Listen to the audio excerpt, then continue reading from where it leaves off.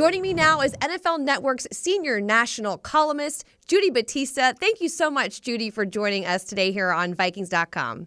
Oh, it's my pleasure. Great to be here. We're excited to have you along for the ride on this interview as well for this huge matchup on Sunday.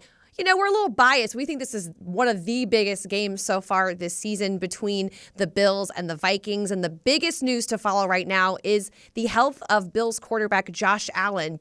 What is the latest on his situation?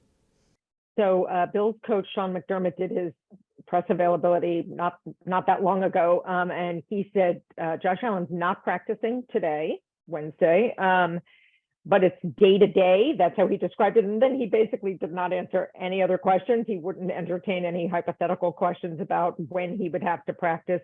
He's got an elbow ligament injury. He has had that before. I believe it was 2018, he missed some games with it, but he's had it before and it's bothered him and he's been able to play through it. As he and Sean McDermott and his teammates will tell you, like, he's a tough guy and he's got a high pain threshold. He's certainly going to push to play. My colleague Mike Garafolo has reported that he's already told his teammates, like, I'm going to play. So obviously this is going to be a decision for the doctors to make. One question is, like, what is he going to be able to throw the ball effectively? It's worth noting that it happened right at the end of the Jets game, literally, like, a few plays before the end of the game. So it happened, and you can sort of see him shaking his arm out and, like, trying to flex his hand. Mm-hmm. And then the next pass he attempted after it happened sort of like was a duck, sort of died. But then after that, there was a Hail Mary pass that went 70 yards in the air. That looked like a Josh Allen pass. So I think that's sort of an open question about, would he, if he can play, will he be at his normal effectiveness? And we'll just have to see how the week progresses. For sure. If Josh Allen doesn't play, it will be backup quarterback Case Keenum, who Minnesota fans know really well. But how does having Case Keenum start the game or play in the game change this Bills offense? Well, I mean, this is taking nothing away from Case Keenum, who's a really good backup. And the reason he is there is because he's a really good backup. And this is a team that has championship aspirations. But, I mean, Josh Allen is, an MVP candidate this season for a reason. His athleticism cannot be duplicated, certainly not by Case Keenum and not by most other quarterbacks in the NFL.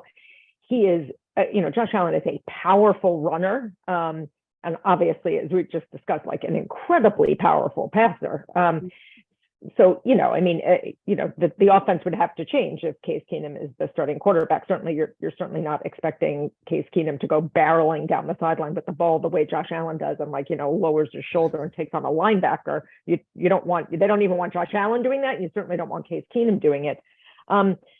So things would have to change, but there's a reason why Case Keenum is there. Like, he is there because he is experienced. He's won a lot of games, including big games, playoff games. So that's what a team like that needs. I mean, you have him there for moments like this. This is a team, again, that thinks, they're a Super Bowl favorite. And so if he has to play a game or more than one game, that's why you have a guy like Case Keenum and not somebody that we've never heard of who has no game experience.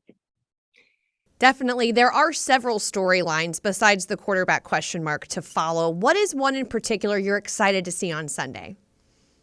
I'm sort of interested to see if the Bills can stop the run and if the Vikings, if Dalvin Cook is going to shred them, because they've had a little bit of problem. In the last 2 weeks, they've given up a lot of yardage. 2 weeks ago, they played the Packers. And the Packers, they got up to a very big lead, and then the Packers were running the ball, and so the Bills were sort of happy to let them run because it was draining the clock. Like, go ahead, we have a big lead, you can run all you want. So that one, I set that one aside. But the Jets gashed them pretty good last week, 174 yards. Von Miller after the game said, they knew what the Jets were going to do. I mean, this is the Jets' identity. They are a running football team. And they just couldn't stop it. And I think what was especially noteworthy was that the late drive by the Jets that led to the field goal, they just ran and ran and ran the same play over and over again 8 times. And the Bills knew it was coming and could not stop it. Now, they were missing Matt Milano and Jordan Poyer, who were two Pro Bowl caliber defenders for them. And that obviously affected them. But I mean, still the fact that they knew the run was coming and could not adjust is something to keep an eye on. That has not been a problem throughout the season. The only other team that's really run against them is the Baltimore Ravens, and of course they are an elite rushing team with Lamar Jackson. So this has not really been a problem. But you sort of look at this and think, is this sort of a blip, a mid-season dip? That happens to teams. It's a long season, or is this something that you need to keep an eye on for the Bills? And Dalvin Cook, if they're having trouble defending the run, I mean, Dalvin Cook is not the player you want to see on the opposite side of the line of scrimmage. That's for sure. And this, at the trade deadline, the Vikings added another offensive weapon in TJ Hockenson, going inter-division to pick up the dynamic tight end who came out and made a splash against the Commanders. He had 9 catches for 70 yards in his debut. What do you like about this addition to the Vikings offense?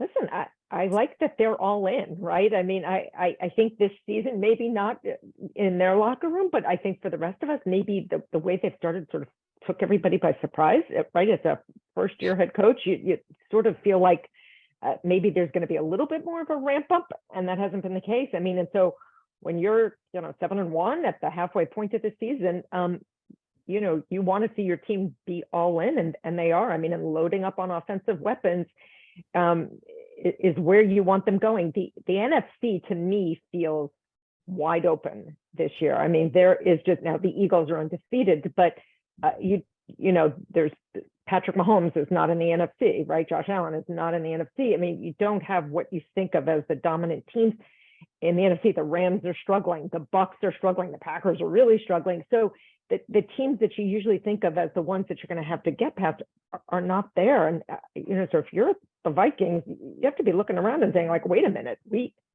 can win the NFC. Let's give Kirk Cousins as many weapons as we can. We know the way offense is being played, every quarterback loves a good tight end. You need the tight end. It's the ultimate security blanket for quarterbacks. So let's put as much as you can up around Kirk Cousins and go for it. And if I'm a Vikings fan, I'm thrilled with that kind of mindset. Yeah, and obviously that's coming directly from Kevin O'Connell, who you just mentioned, has this team out to a 7-1 start. This team doesn't feel like they've had their best game yet. Several players mentioning it over the last several weeks, honestly. What do you make of this current Vikings team, who maybe some don't believe are what their record is just yet? Well, I think we're going to find out a lot this Sunday, right? I mean, the Bills are one of those sort of measuring stick teams. They have lost to the one team on their schedule that we know is really good, the Eagles. And they've played a series of close games against teams that I think are, probably a notch below where the Vikings are now, which you can look at two ways, right? Like they should be winning these games more easily against some of these lower rung teams. Or you could say, well, they're battle tested, right? I think they're 6-0 in 1-score games. So you're saying, like, well, why can't they get up to a bigger lead? Well, okay, but they're still winning the games. And there's something to be said for being battle hardened in games like that. You know how to win games, late games.